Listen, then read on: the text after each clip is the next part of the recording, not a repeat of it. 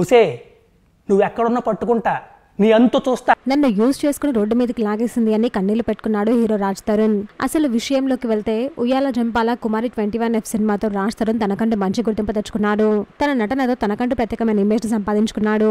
తర్వాత ఆయన ఆశించిన సినిమాలు లేక ఆయన నటించిన సినిమాల హిట్ కాక కొన్ని రోజుల సినిమాలు కూడా దూరంగా ఉన్నారు రాజ్ తరుణ్. రీసెంట్ గానే నాసామి రంగా సినిమాలో నాగార్జునకి తమ్ముడుగా యాక్ట్ చేశాడు రాజ్ తరుణ్. అయితే ఇప్పుడు రాజ్ తరుణ్ నటించిన 2-3 సినిమాలు రిలీజ్ లకు దగ్గరున్న టైంలో తనపై ఇలా ఆరోపణలు చేయడం చాలా బాధగా ఉంది అని కన్నీళ్లు పెట్టుకున్నాడు రాజ్ తరుణ్. రాజ్ తరుణ్ పై ఆమె మాజీ లవర్ లావణ్య ఆరోపణలు చేశారు.